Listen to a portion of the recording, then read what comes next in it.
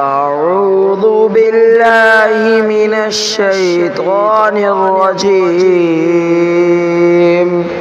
بسم الله الرحمن الرحيم